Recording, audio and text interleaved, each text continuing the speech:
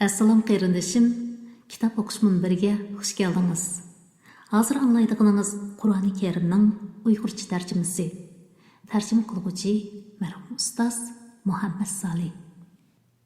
4-sura Nisa. Madinada nozil bo'lgan 176-oyat. 103-bab. 6-para. Nəhayət şəfqətlik və mehribon Allah'ın ismi bilan başlayman. Zulmga uchrag'uchidan boshqa har qanday kishining oshkora yomon so'z qilishini Alloh yoqtirmaydi. Zulmga uchrag'uchining zolimdan shikoyat qilishiga va uningga duoibat qilishiga bo'ladi. Alloh zulmga uchrag'uchining duosini anglovchidir. Zolimni bilguchidir. Sizlar oshkora yoki yoshirin bir yaxshilikni qilsanglar yoki biror yomonlikni kechirsanglar savob topsizlar. Shubhisizki Alloh afu qiluvchidir, qudratlidir. Shubhisizki Allohni va uning payg'ambarlarini inkor qilganlar Alloh bilan uning payg'ambarlarining orasini Allohga ishonib payg'ambarlarga ishonmaymiz deyish bilan ajratib etmoqchi bo'lganlar. Payg'ambarlarning ba'ziga ishonamiz, ba'ziga ishonmaymiz deguchilar uning, ya'ni iymon bilan kufrning orasida o'tir yo'l tutmoqchi bo'lganlar. Ana shular iymonini da'vo qilgan taqdirdami rostilla kofirlardir. Kofirlarga xo'rlig'uchi azob tayyorladik.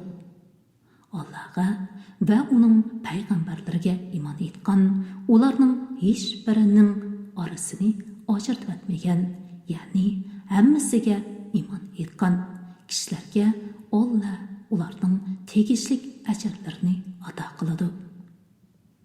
Alloh nihoyat mag'firat qiluvchidir, nihoyat mehribondir. Ahli kitob, ya'ni Yahudlar va Nasoralar sendan o'zlariga osmondan bir kitob tushirishni so'raydi. Ular Musodan buningdanmi cho'ngroqni so'rab, bizga Allohni oshkora ko'rsatgin degan edi. Shuning bilan ularning zulmi sababli ularni chaqmoq so'qdi. Yana osmondan bir o't kelib, ularni halok qildi.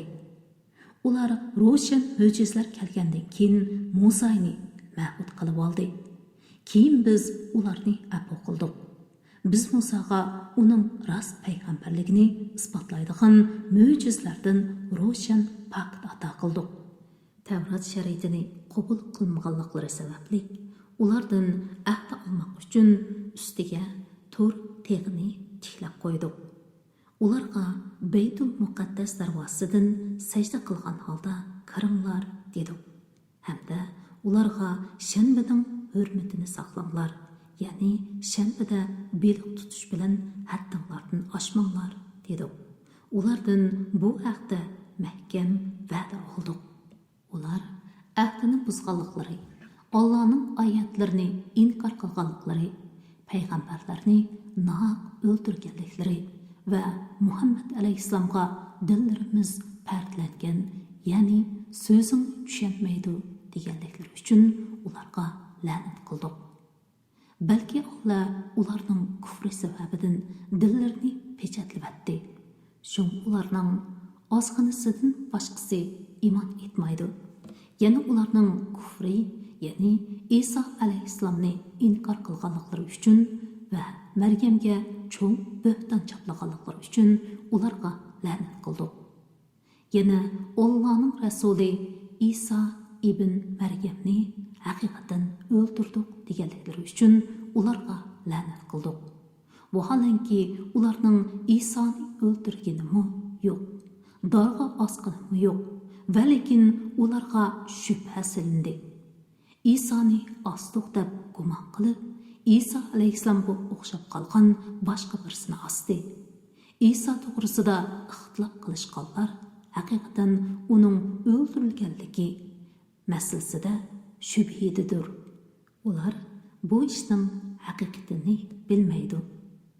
Gumon qila asoslandi. ular İsa'ni jazman o'ldirmadi. Balki Allah uni o'z tarafiga ko'tardi. Ya'ni İsa alayhissalomni Allah ularning sharridan qutuldirib, tirik holda osmonga elib chiqib ketdi.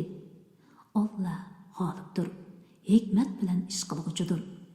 Ahli kitobdan, ya'ni Yahudilar va Nasarlardan har qanday jon uzish oldida uningga, ya'ni İsa'ning haq payg'ambarligi va Allohning bandasi ekanligiga iymon etadi.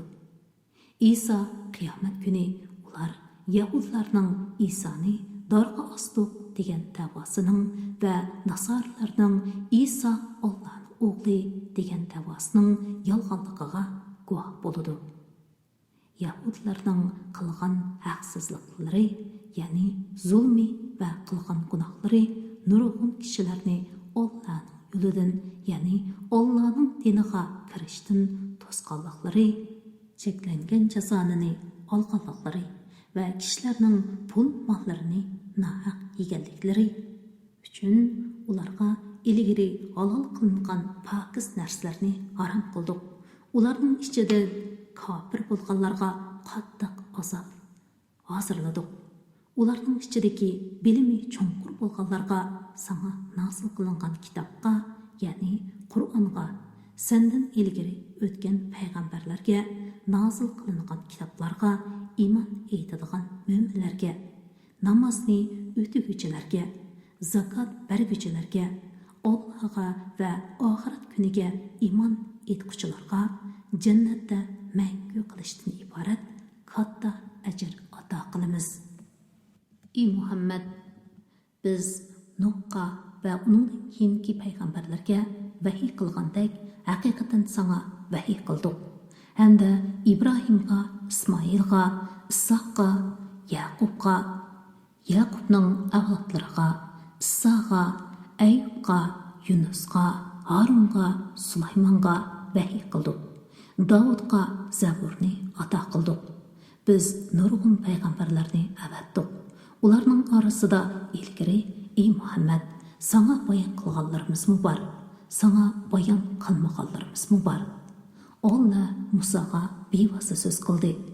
Avatilgan payg'ambarlardan keyin Allohning oldida kishilar, ya'ni payg'ambar avatilgan bo'lsa, albatta iymon etdim va itoat qilatdim deguchilarga bahona bo'lib qolmasligi uchun itoat qiluvchilarga jannat bilan xush xabar berguchi, osiylik qiluvchilarni do'zaxdan ogohlantirguchi payg'ambarlarni avatdik. Allah g'olibdir, hikmat bilan ish qiluvchidir. Yahudilar va Nasarlar sening payg'ambarligingga guvohlik bermasa, gunohi o'ziga. Lekin Allah sana nozil qilgan Qur'on orqali payg'ambarligingga guvohlik berdi. Allah Qur'onni boshqalar bilmaydigan o'ziga xos ilmi bilan nozil qildi. Farishtalarmu Allah sana nozil qilgan Qur'onga va payg'ambarligingga guvohlik berdi. Boshqalar guvohlik bermagandimi, Allohning guvohligi yetarlidir. Shubhisizki, kofir bo'lganlar va kishilarni Allohning yo'lidan to'sqanlar haqiqatan qattiq osdi. Shubhisizki, kofir bo'lganlar va zulm qilganlarni Allah mag'firat qilmaydi. To'g'ri yo'lg'imi, ya'ni jannatning yo'lig'imi boshlamaydi. Ularni faqat jahannamning yo'lig'i boshlaydi. Ular jahannamda mangu qoladi. Bu, ya'ni ularni jahannamda mangu qoldirish Allohga oson. Ey insonlar, payg'ambar, ya'ni Muhammad alayhissalom sizlarga Parvardigoringlardan haqdan elib keldi. Iymon etinglarki, bu sizlar uchun foydali. Agar inkor qilsanglar, ya'ni kufrini davomlashtirsanglar, Allah sizlardan behojat. Chunki osmonlardagi va zamindagi shaylarning hammasi Allohningdir. Ya'ni Allohning maxluqotidir, mulkidir. Allah bandalarining ahvolini biluvchidir, hikmat bilan ish qiluvchidir. Ey ahli kitob, ya'ni Nasarlar jamoasi, dininglarda haddidan oshmanglar. Allah'ның şəniga haq sözdən başqını etmanglar. Yani Allah'a şeriki və balası buluşdan pak deb etiqad qılыңlar. Məsih İsa Məryəmnin oğlu faqat Allah'ның rəsulidir. Sizlər guman qılğandek Allah'ның oğlu emasdır. Məryəmə Allah'ның ilqa qılğan kəlməsidir. Yani otının vasıtsız Allah'ның vücudqa kel degan so'zdan yaratılgandır. Allah tərəfindən kelgan bir ruhdur. Allah'a və onun peyğəmbərlərə iman etinglar. Allah, İsa, Məryəmdən ibarət üçdür demanglar. Xudo üç deydigan etiqaddan qaytinglar. Bu sizlərə faydalıqdır. Allah faqat bir ilahdır. Balası buluşdan Allah pakdır. Osmanlardaki ve zimindeki şeylerin hepsi Allah'ındır. Yani Allah'ın mülküdür, mahlukatıdır. Allah yeterlik mahidir. Mesih mu, Allah'a yakın periştler mu, Allah'a bende buluşdan herkes baştartmaydı. Kimler ki Allah'a bendicilik qilishdan bosh tortadigan va ko'ranglab ketadigan bilsin ki Allah ularning hammasini qiyomat kuni hisob elish va jazolash uchun o'z dargohiga to'playdi. Iymon etgan va yaxshi amallarni qilganlarga kelsak, Allah ularning amallarining ajrini to'liq berdi. Nimatini ularga oshirib berdi. Allohga qo'lchilik qilishdan bosh tortgan va ko'ranglab ketganlarga kelsak, Allah ularga qattiq azob qiladi. Ular o'zlari uchun Allohdan boshqa Allohning azobidan qutuldiradigan hech qanday do'st va hech qanday madadkor topolmaydi. Ey insonlar, sizlarga Parvardigoringlar tarafidan shovliq mo'jizlar bilan kuchlantirilgan Muhammad alayhissalomdan iborat ochiq dalil keldi. Sizlarga ro'shan nurni, ya'ni Qur'onni hosil qildik. Allohga iymon etgan va uningga, ya'ni Qur'onga chin yepishqanlarga kelsak, Alloh ularning o'z rahmatiga va ne'matiga, ya'ni jannatiga daxil qiladi va ularni to'g'ri yo'lga boshlaydi. Ey Muhammad, sendan ota-onasi, bolasi yo'q meyitning mirosi to'g'riliq fatvo so'rashidi. Aytqinki, Allah ota-onasi, bolasi yo'q kishi qoldirgan miros to'g'risida fatvo beradi. Agar bir kishi vafot bo'lsa, bolasi bo'lmasa, faqat bir hamshirasi bo'lsa, u tarakining yarmini oladi. Agar u ayolning bolasi bo'lmasa, bir tuqqani uning varisi bo'ladi. Ya'ni mirosning hammasini oladi. Agar ikki hamshirasi bo'lsa, ular tarikning 3dan 2 hissasini oladi. Agar varislar ham ham ayol bir tuqqanlar bo'lsa, ularning ichidagi bir erga 2 ayolning hissasini berildi. Adashmasliqinglar uchun Allah sizlarga shariat ahkomlarini bayon qilib berdi. Allah hamma narsani bilguchidir. 5-sura Maida Madinada nazil bo'lgan 120-oyat. Nəhayət şəqqətlik və mehribon Allah'ın ismi bilan boshlayman. Ey mo'minlar, ahdilarga, ya'ni Allah bilan sizlarning oranglardagi va sizlarning o'z oranglardagi ahdlarga vafo qilinglar. Sizlarga bu surda tuvanda o'qib berilganlardan boshqa hayvonlar, ya'ni to'ga, kala, qo'ylarning hammasini zabiy qilingandan keyin yeyish halol qilindi. Lekin sizlar ihrom yoki haramda bo'lguninglarda shikarni halol sanamanglar. Shubhisizki, Allah halol, harom to'g'riliq xohlagan narsani hukm qiladi. Ey mo'minlar, Allah'ning dinining alomatlarini, ya'ni hajdi toatning belgisi hisoblangan ishlarni tarik etish bilan shahar haromda urush qilishni, hadiyini, ya'ni Kabe'ga atalgan qurbonlikqa daxli taruz qilishni, qalada, ya'ni hajda qurbonlik qilinadigan mol ekanligini bildirish uchun hayvonga esib qo'yilgan narsalarga cheqilishni, Parvardigorning fazlini va roziligini tilab Baytullohga haj uchun yoki umri uchun kelguvchilarga cheqilishni halol sanamanglar. Ihromdan chiqqan chig'inlarda shikor qilsanglar bo'ladi. Biror qavm, ya'ni mushriklarning sizlarni Masjidi Haram ziyaratidan to'sqanlikdan iborat dushmanligi hargizmi sizlarning ularga cheqilishinglarga sababchi bo'lmasin. Yaxshi ishqa va taqvodorlikqa yordamlashinglar.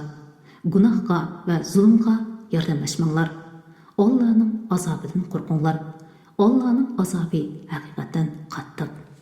Sizlarga o'z o'lib qolgan hayvon, qon, cho'chqa go'shi, Allohning xayrining, ya'ni butlarning nomi tilga ilinib, bo'g'izlangan hayvon, bo'g'ib o'ldirilgan hayvon, urib o'ldirilgan hayvon, egizdan yiqilib o'lgan hayvon, hayvonlar tarafidan usib o'ldirilgan hayvon, yirtqich hayvonlar yerib o'ldirib yegan hayvonning go'shini yeyish harom qilindi.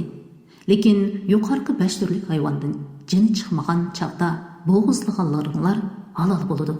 Hamda butlarga elib berilib, uning yinida bo'g'izlangan hayvonlar harom qilindi.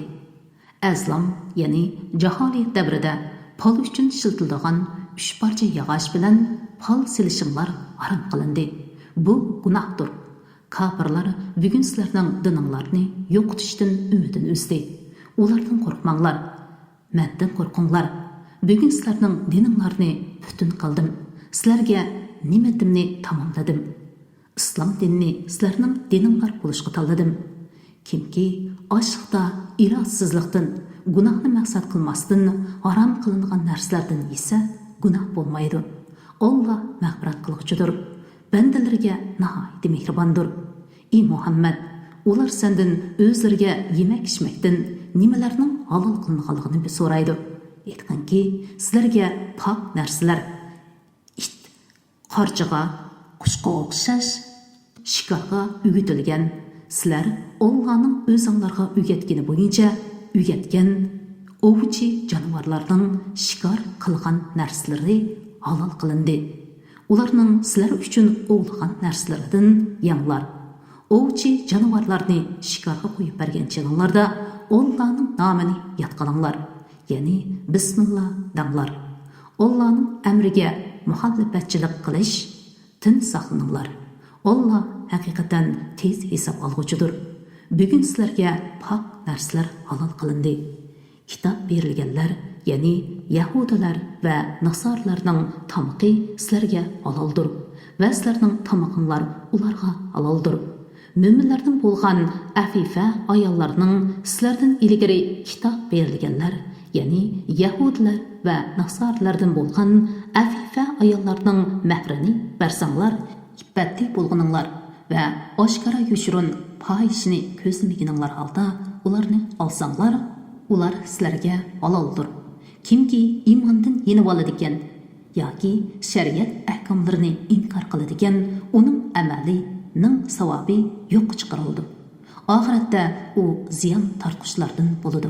Ey mo'minlar, sizlar tahoratsiz bo'lib namoz o'qimoqchi bo'lib turganinglarda yuzinglarni yuyinglar, qo'linglarni jaynikinglar bilan qo'shib yuyinglar, beshinglarga masih qilinglar, putinglarni o'shqinglar bilan qo'shib yuyinglar. Agar junub bo'lsanglar, paqilninglar, ya'ni g'usl qilinglar.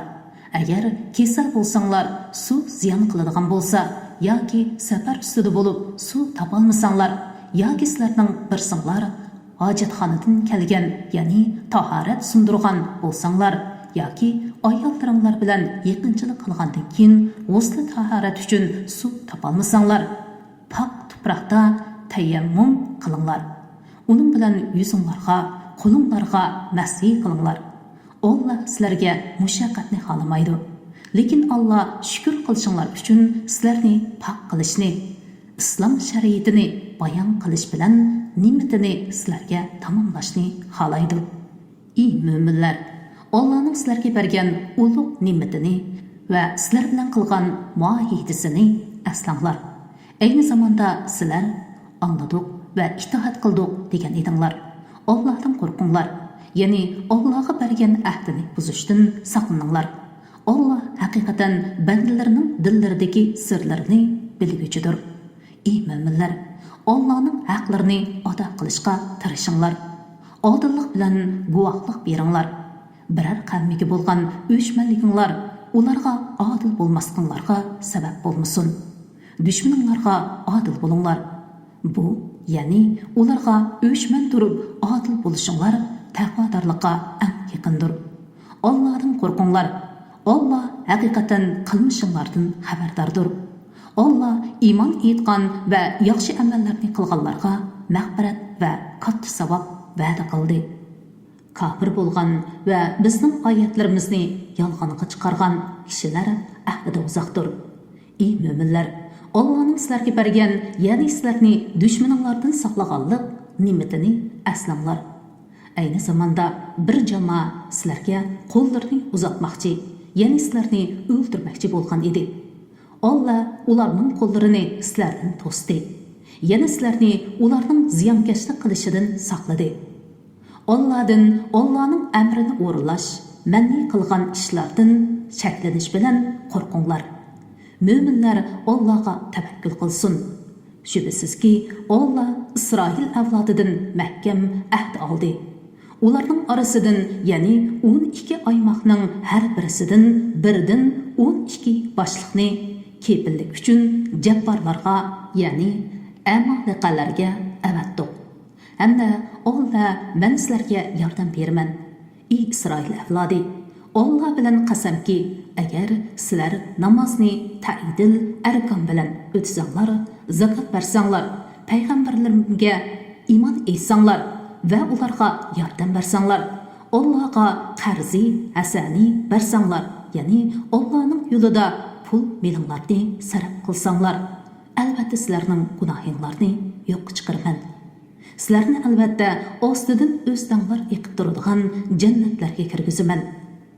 Shuningdan, ya'ni mahkam ahdidan keyin sizlardan kimki amr qilgan narsalarni inkor qiladi ekan, u albatta to'g'ri yo'ldan ozgan bo'ladi, dedi. Ahdining buzganliklari uchun ularni rahmatimizdan yiroq qildik. Ularning dillarini, iymonni qabul qilishga yumshamaydigan darajada qattiq qildik. Ular Tavratning so'zlarini o'zgartib etdi. Ular Tavratda o'zlari uchun qilingan nasihatning bir qismini unutdi. Ey mo'minlar, ularning ozg'indan boshqasining xiyonat qilganligini bayqab tursan. Agar tavba qilsa, ularni afv qilgin. Agar iymon etsa, ularni kechirgin. Allah haqiqatan yaxshilik qiluvchilarni do'st tutadi. Biz nasoramsiz deganlardanmi?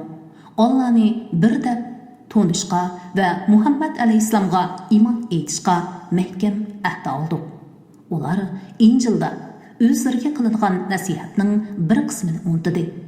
Buning jazosi uchun ular orasiga qiyomatgacha adovat va dushmanlik soldi. Shu chaqda Allah ularga qilmishlarini aytib berdi. Ya'ni ular o'zlarining qabih amallarining jazosini tortdi. Ey ahli kitob, ya'ni Yahudilar va Nasarlar sizlar kitobda, Injilda, Tavratda yushirgan nurg'un narsalarni bayon qilib beradigan va yushirgan narsalardan nurg'unni kechiradigan, oshkorlab sizlarni fosh qilmaydigan rasulimiz keldi. Sizlarga Alloh tarafidan nur, ya'ni Muhammad alayhisalom va ro'shan kitob, ya'ni Qur'on keldi. Allah shu kitob, ya'ni Qur'on orqali roziligini tilaganlarni salomat yo'llari, Allohning shariati va uning ahkomlariga yetaklaydi. Irodasi bo'yicha ularni kufri qorong'uligidan iymonining nuriga chiqardi. Ularni to'g'ri yo'lga hidoyat qiladi. Maryam o'g'li Masih, ya'ni Isa Allohdir degan kishilar, ya'ni Nasarlarning bir firqasi haqiqatan kofir bo'ldi.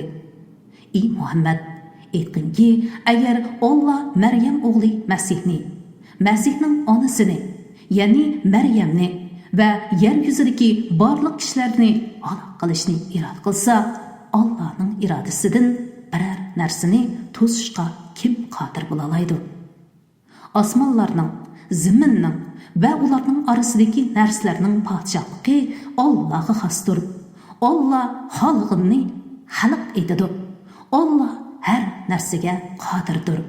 Yahudilar va nasorlar biz Allohning o'g'illaridirmiz, ya'ni ota-boladek yaqinmiz va biz Allohning dinida bo'lg'ashqa do'stlaridirmiz dedi.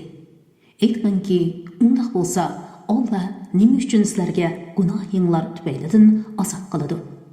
Balki sizlar boshqa kishilarga o'xshash Alloh yaratgan insonsizlar. Alloh xohlagan odamga mag'firat qiladi, xohlagan odamga azob qiladi. Osmonlarning, yer yuzining va ularning orasidagi narsalarning podshohligi Allohga xosdir. Eng oxir boradigan joy Allohning dargohidir. Ey ahli kitob, ya'ni Yahudilar va Nasorlar, bizga savob bilan xush xabar berguchi, azobdan ogohlantirguchi kelmadi demasliklar uchun payg'ambarlar üzülüp qolgan bir zamonda sizlarga shariatni va uning ahkomlarini bayon qilib beradigan rasulimiz keldi. Haqiqatan sizlarga xush xabar berguchi, ogohlantirguchi, ya'ni Muhammad alayhissalom keldi. Endi sizlarga o'zra qolmadi. Alloh har narsaga qodirdir. O'z vaqtida Musa o'z qavmiga aytdi: "Ey qavmim, Allohning sizlarga bergan ne'matini yod qilinglar. Alloh o'z vaqtida ichinglarda sizlarni to'g'ri dinga yetaklaydigan nurg'un payg'ambarlarni barliqqa keltirdi. Sizlardan podshohlar qildi. Ya'ni o'zinglarni o'zinglarga xo'ja qildi. Sizlarga jahon ahlidan hech kishiga bermagan daryoni berib, o'ttirisidan yo'l ochib berish, bulutlarni soyban qilib berish, osmondan yemaklik tushirib berish qatorliq ne'matlarni berdi. Ey qavmim, Alloh sizlarga taqdir qilgan, ya'ni sizlarni kirishga amr qilgan muqaddas zaminga, ya'ni Baytul Muqaddasga kiringlar. Orqanglarga chekinmanglar. Bo'lmasa ikkala dunyoda ziyon tortqushlardan bo'lib qolasizlar. Ular: "Ey Musa, muqaddas zaminda kuchli, ya'ni jasomatlik, qomatlik bir qavm bor. Ular Od qavmining qoldiqi bo'lgan amoniqlar. Ular chiqib ketmayicha biz u yerga hargiz kirmaymiz. Ular u yerdan chiqib ketsa, cho'qim kiramiz" dedi. Allohdan qo'rqishlardan bo'lgan, Allohning iymon bilan toatdan iborat ne'matiga erishgan ikki odam, ya'ni Kalib ibn Yafunna bilan Yusha in Nun ularga shaharning darvozasidan hujum qilib kiringlar. Shaharning darvozasidan hujum qilib kirsanglar, cho'qim g'alaba qilasizlar. Agar Allohning va'da qilgan yordamiga ishonmasanglar, Allohga tavakkul qilinglar dedi. Ular: "Ey Musa, madomiki ular muqaddas yerda ekan, biz hargiz u yerga kirmaymiz. Sen Parvardigoring bilan billa berib, ikkinglar urushinglar. Biz bu yerda o'ltirib turaylik" dedi. Musa dedi: "Parvardigorim, men faqat o'zimga va qarindoshlarimga egaman. Sen biz bilan itoatingdan bosh tortgan qavmining orasini ayirib atgin."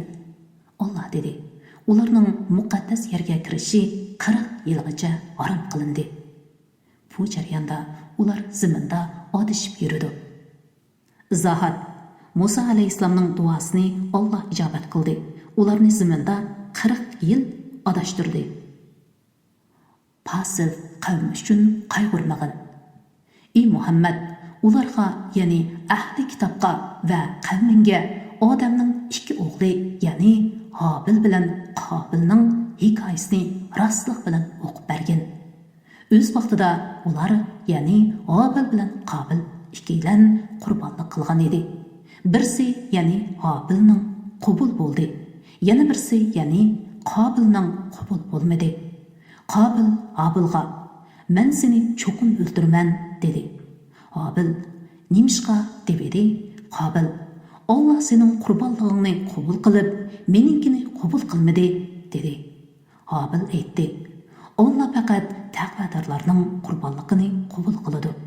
Agar sen meni o'ldirishga qo'lingni so'zlagan bo'lsang, men seni o'ldirishga qo'limni so'zmayman" Men haqiqatan olamning parvardigori Allohdan qo'rqaman. Men haqiqatan sen bilan bo'lgan gunohni, ya'ni meni o'ldirganlik gunohingni va sening ilgirki gunohingni, ya'ni otang odamning amriga osiylik qilgan gunohingni ustimga ilib ahli do'zaxlardan bo'lishingni tilayman. Kishilarga zulm qilg'uvchilarning jazosi shudir. U, ya'ni Qobilning nafsi uningga qirinishni, ya'ni Hobilni o'ldirishni chiroyli ko'rsatdi. Shuning bilan uni o'ldirib, dunyo va oxiratda ziyon tarqishlardan bo'ldi. Allah uningga qirinishning jasadini qandoq ko'mishni ko'rsatish uchun bir qog'a avatdi. U tumshqi va ikki puti bilan yerni qo'lladi. U buni ko'rib, voy, men qirinishimning jasadini ko'mishda mushu qog'ichilik bo'lishdan ojiz keldimmi, dedi. Shuning bilan u nadomat qilg'uchilardan bo'ldi. Shu, ya'ni Qobilning Hobilni nohaq o'ldirganligi sababdan Tavratda Isroil avlodiga hukm qildiki, kimki nohaq odam o'ldirmagan yoki yer yuzida buzg'unchilik qilmagan bir odamni o'ldirsa, u butun insonlarni o'ldirgandek bo'ladi. Kimki bir odamni tirildirsa, ya'ni qutqizsa yoki hayot qilishiga sababchi bo'lsa, u butun insonlarni tirildirgandek bo'ladi. Payg'ambarlarimiz, ya'ni Isroilga rostla shodlik mo'jizalarini ilib keldi. Shuningdan keyin ularning, ya'ni Isroil avlodining to'lisi kufrda, odam o'ldirishda, ziminda haddidan oshquchlardan bo'ldi. Allah va uning rasuli bilan urush qildiganlarning, yer yuzida buzg'unchilik qildiganlarning jazosi shuki, ular o'ldirilishi yoki darg'a esilishi yoki o'ng qo'llari, so'l putlari kesilishi yoki surgun qilinishi kerak. Bu, ya'ni jazo ular uchun bu dunyoda rasvolik elib kelguchidir. Oxiratda ular cho'ng azobga duchor bo'ladi. Sizlar tutib olishdan ilgari tavba qilganlar buningdan mustasno. Bilinglarki, Alloh mag'firat qilg'uchidir, nihoyat mehribondir. Ey mo'minlar, maqsadga erishishinglar uchun Allohning azobidan qo'rqinglar. Allohga toat ibodat qilish, gunohdan saqlanish bilan yaqinchilik tilanglar. Alloh yo'lida jihad qilinglar. Yer yuzidagi barliq narsalar, ya'ni shuningdek bir hassa keladigan narsalar kofirlarning bo'lib, ular qiyomat kuni Allohning azobidan qutulish uchun uni fidya qilib bergan taqdirdami, ularning bu fidyasi qabul qilinmaydi. Ular qiynag'uchi azobga duchor bo'ladi. Ular do'zaxdan chiqmoqchi bo'ladi-yu, ammo hargiz chiqolmaydi. Ular uzilib qolmaydigan doimlik azobga qoladi. O'g'irlik qilg'uchi erning va o'g'irlik qilg'uchi ayolning qilmishini jazolab, Alloh tarafidan ibrat qilish yuzidan qo'llarini kesinglar. Alloh o'z amrini ishga oshirishda g'olibdir. Hikmat bilan ish qilg'uchidir. Kimki o'g'irlik qilib kishilarga zulm qilgandan keyin tavba qilsa, amalini tuzasa, ya'ni o'g'irlik qilishdan yansa, Alloh uning tavbasini qabul qiladi. Alloh nihoyat mag'firat qilg'uchidir, nihoyat mehribondir. Bilamsanki, osmonlarning va zaminning podshohligi Allohga xosdir. Alloh xohlagan odamga azob qiladi, xohlagan odamga mag'firat qiladi. Alloh hamma narsaga qodirdir. Ey payg'ambar, dillarda ishonmay, og'izlarda iymon etdik deb qo'ydiganlar, ya'ni munofiqlardan va yahudlardan kufrga fursat topsalar kufrni izhor qilishga oldiraydigan kishilar seni g'amkin qilmasin. Ular ahborlari o'qigan yolg'onga quloq soladi. Sana kelmagan, ya'ni uyushlik qilib sening suhbatingga hozir bo'lmagan boshqa bir qavmga, ya'ni Haybar yahudlarining so'ziga quloq soladi. Ular Tavratning so'zlarini joylaridan o'zgartirib etadi. Ya'ni Allohning ahkomlarini boshqalarga almashtirib etadi. Ular, agar sizlarga bu hukm berilsa, uni qabul qilinglar. Agar u berilmasa, qabul qilmanglar, deydi. Alloh bir kimning gunohligini irod qiladi ekan, uning uchun Allohga qarshi qo'lidan hech ish kelmaydi. Ya'ni hech odam uningdan gumrohlikni daf qilishga qodir bo'lolmaydi. Dillarini qilmishi qabih bo'lganlikdan, kufridan pok qilishni Alloh xolamagan kishilar ana shulardir. Ular dunyoda rasvolikqa, oxiratda cho'ng azobga qoladi. Ular yolg'onga quloq soluvchilardir. Para va jazoga o'xshash haromni bilguvchilardir. Ey Muhammad, agar ular sening oldingda davolashib kelsa, ularning orasida hukm qilib qo'ysang yoki uni rad qilsang bo'ladi. Ya'ni ularning orasida hukm chiqarish yoki ulardan yuz o'rish sening ixtiyoring. Agar ularni rad qilsang, ular sana qilchi ziyon yetkazolmaydi. Chunki Alloh seni kishilarning sharidan saqlaydi. Agar ularning orasida hukm qilsang, odillik bilan hukm qilgin. Alloh haqiqatan odillarni do'st tutadi.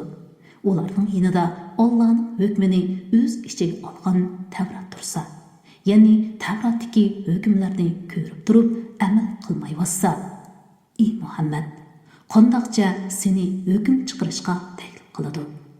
Ondan keyin, ya'ni haqiqat oshkor bo'lgandan keyin sening hukmingdan yuz o'riydi. Ana shular Tavratqami, sangami ishonmaguchilardir. Biz haqiqatan Musoga Tavratni nozil qildik. Tavratda to'g'ri yo'lga yetaklaydigan hidoyat va nur bor. Allohning hukmiga bo'ysungan payg'ambarlar Yahudilar orasida Tavrat bilan hukm qiladi. Yahudilarning zohidlari va o'lmalarimi o'zgartishdan saqlashga buyurilgan Kitobulloh, ya'ni Tavrat bo'yicha hukm qiladi. Ular Tavratni o'zgartishdan saqlashga nazoratchi edi. Ey Yahudlarning o'lmalari, kishilardan qo'rqmanglar, mendan qo'rqinglar. Mening oyatlarimni oz pulga tegashmanglar. Ya'ni pul, mol, mansab va pora uchun oyatlarimning hukmini o'zgartib etmanglar. Kimlarki Alloh nozil qilgan oyatlar bo'yicha hukm qilmaydi ekan, ular kofirlardir. Ular, ya'ni Isroil avlodiga Tavratda shundoq belgildiki, joniga jon, ya'ni nohaq odam o'ldirildi. Ko'zga ko'z, ya'ni kishining ko'zini nohaq qo'yib etgan odamning ko'zi qo'yib etildi. Burunga burun, ya'ni kishining burnini nohaq kesganning burni kesiladi. Quloqqa quloq, ya'ni kishining quloqini nohaq kesganning quloqi kesiladi. Tishga tish, ya'ni kishining tishini nohaq to'kkanning tishi to'kiladi. Va kishini qandoq yordar qilgan bo'lsa, shundoq yordar qilinish bilan qisos elinadi. Kimki jinoyatchini afv qilsa, ya'ni uningdan qisos olmasa, bu uning gunohiga kafforat bo'ladi. Alloh nozil qilgan oyatlar bo'yicha hukm qilmaydigan kishilar zolimlardir.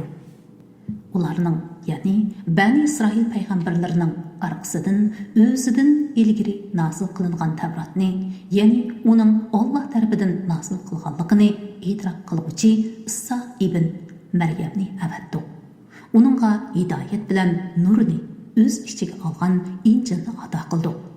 Injil o'zidan ilgari nozil qilingan Tavratni e'tirof qiluvchidir.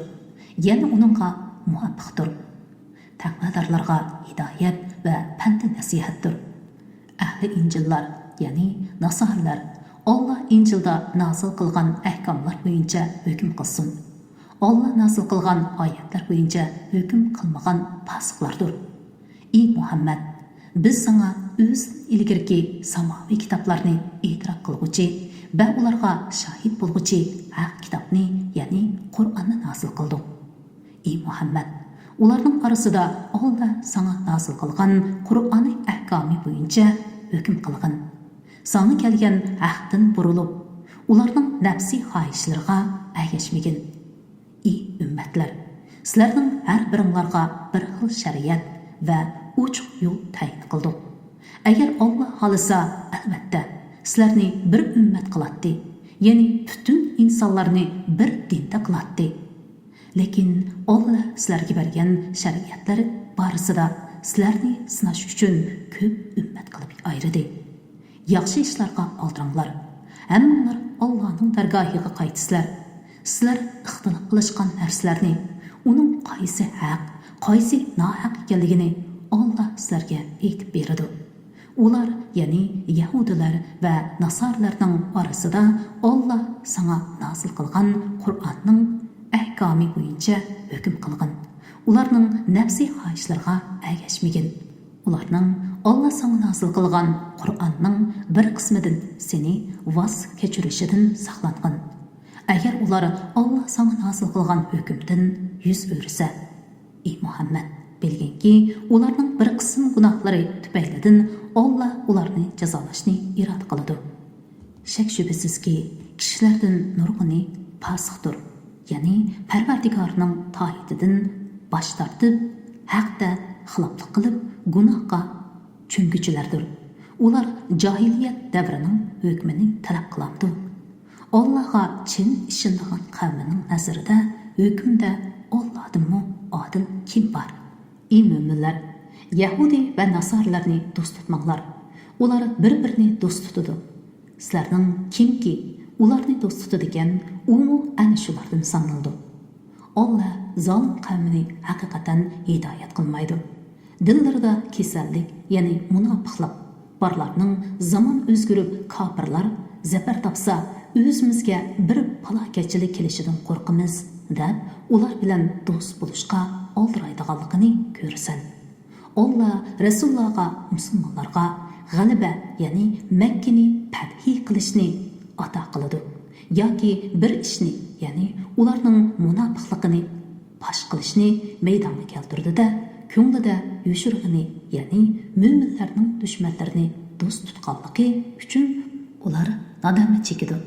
Bu munofiqlarning musulmonlarga qilgan hiyla-mikri fosh qilinganda, mo'minlar bir-biriga sizlar bilan cho'qim birga ekanliklariga Alloh nomi bilan qattiq qasam ichishganlarmi, shu kishilarmi deydi. Ularning, ya'ni munofiqlarning qilgan amallari bekor bo'ldi. Ular dunyo oxiratda ziyon tortquchi bo'ldi.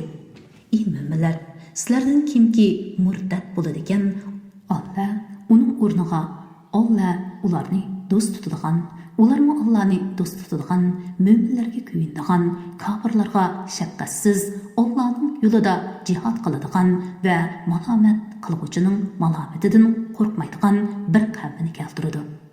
Bu, ya'ni yuqoridagi sifatlar bilan sifatlanish Allohning fazlidirki, Alloh uni bandalardan xohlagan kishiga beradi. Allohning fazli kengdir. Alloh hammani bilguchidir. Shubhasizki, sizlarning do'stinglar Allohdir, Allohning rasulidir va mo'minlardirki, mo'minlar ta'idil arkan bilan namoz o'taydi, zakot beradi. Ular Allohning amriga kamtarlik bilan bo'ysunuvchilardir.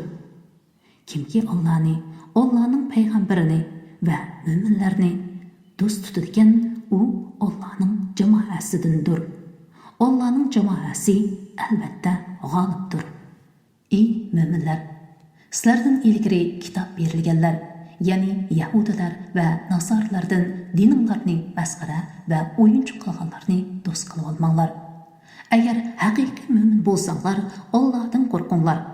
Sizlar namozga chaqirgan, ya'ni arzon aytgan chig'inlarda ular namozni ham sizlarni masxara va o'yinchi qiladi. Bu shuning uchunki ular namozning hikmatini va namozning nafsini poklashdagi g'oyasini tushunmas qavmidir. Ey Muhammad, aytdingki, ey ahli kitob, ya'ni Yahudilar va Nasarlar jamoasi faqat bizning Allohga, bizga nazil qilingan kitobga, ya'ni Qur'onga, buningdan ilgari payg'ambarlarga nazil qilingan kitoblarga iymon etganligimiz uchun va sizlarning ko'pchiliginglar fosiq bo'lganliginglar uchun bizni ayblamsizlar. Ey Muhammad, aytqinki, sizlarga Allohning nazardagi buningdanmi yomon jazoni aytib beraymi? U shunday kishilarning jazosiki, Alloh ularni rahmatidan yiroq qildi va ularga g'azab qildi. Alloh ularning bir qismini maymun va cho'chqa qildi, bir qismini shaytonga ibodat qiladigan qildi. Ana shularning o'rni eng yomondir, ya'ni do'zaxdir.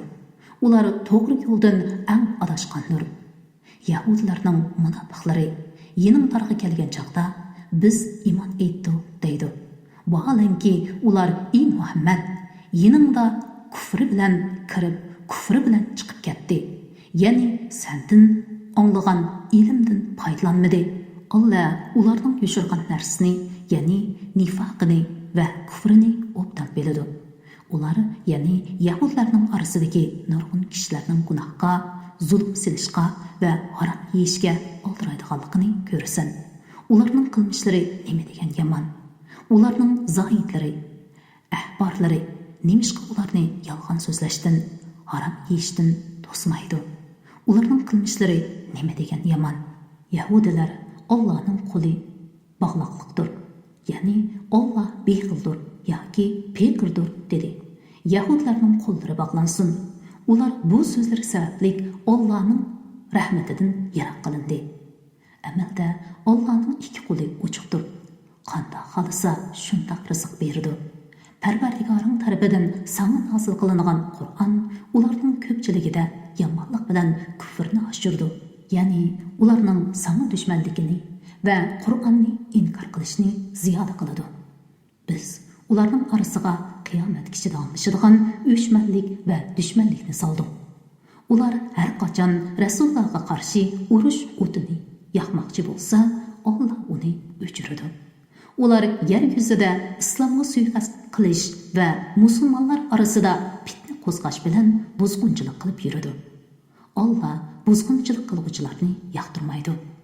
Agar ahli kitob, ya'ni Yahudlar va Nasorlar Allohga va uning payg'ambariga haqiqiy iymon etsa va Alloh cheklagan ishlardan parhez qilsa, ularning gunohlarini biz cho'qim kechiradi.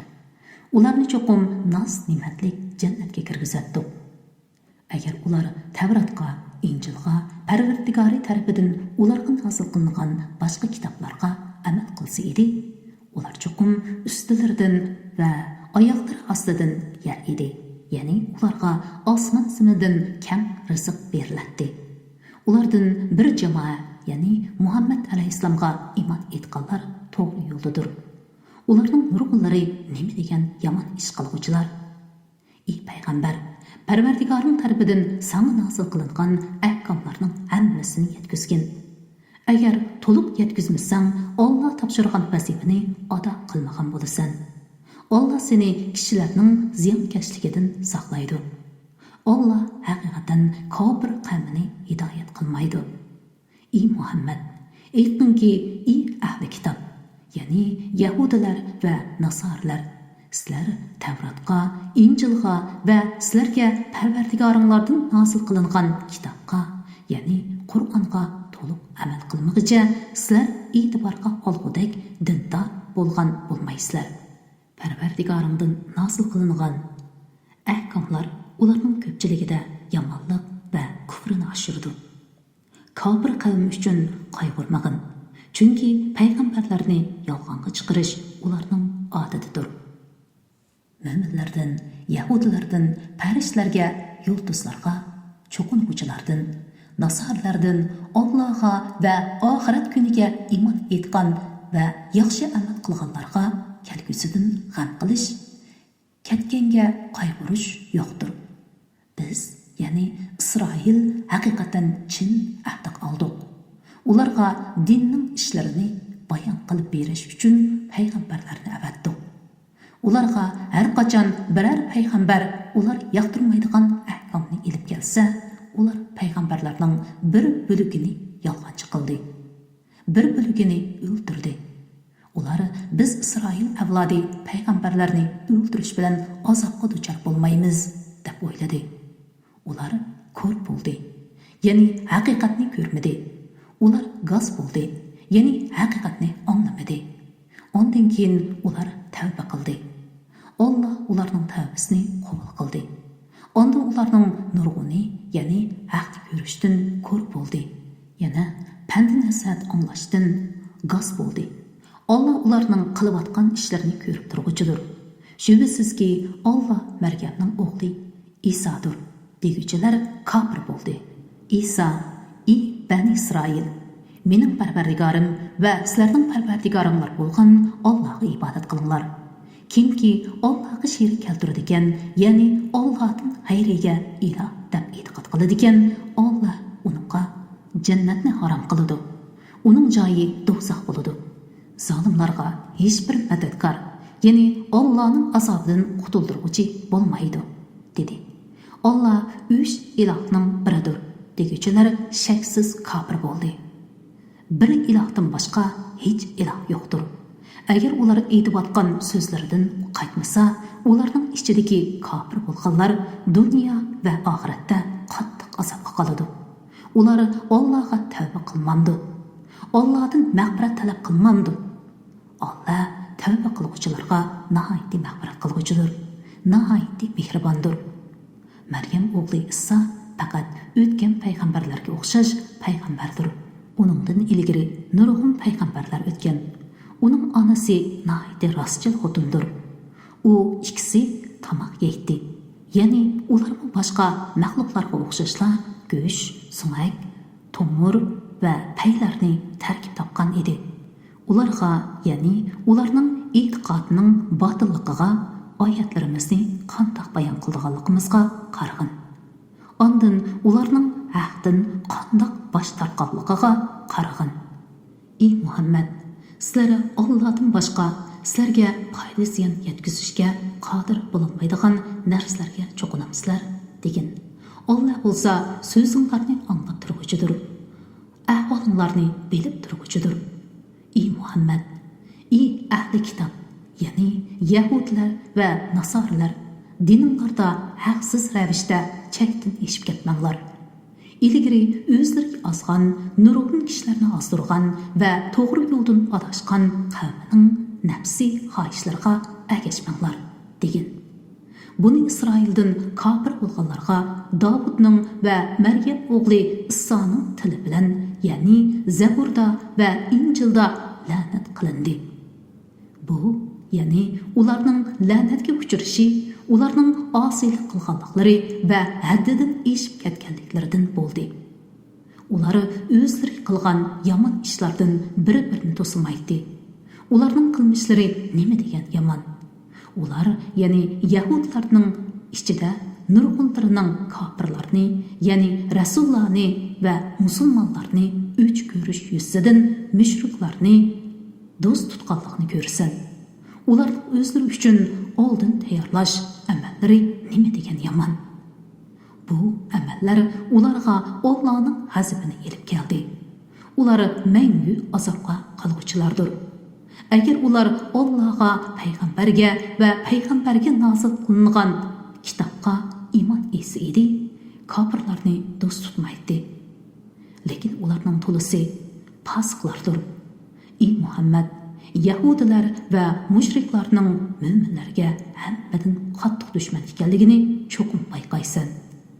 Biz Nasara degan kishilarning do'stlik jihatda mo'minlarga hammadan yaqin ekanligini cho'qim payqaysan. Bu Nasarlarning ichida ulamolar, rohiblar bo'lganligi va haqni qabul qilishda takabburlik qilmaydiganliklari uchundir. Marhum ustoz Muhammad Salih tarafidan Uyg'urchaga tarjima qilinib tayyorlangan Qur'oni Karim bugun 122 badgacha o'qib tamomlandi. Keyingi o'qishlik 7-para, ya'ni 123 baddan boshlandi. Qarindishim, Ramazon kuningizga muborak bo'lsin. Allohga omonat.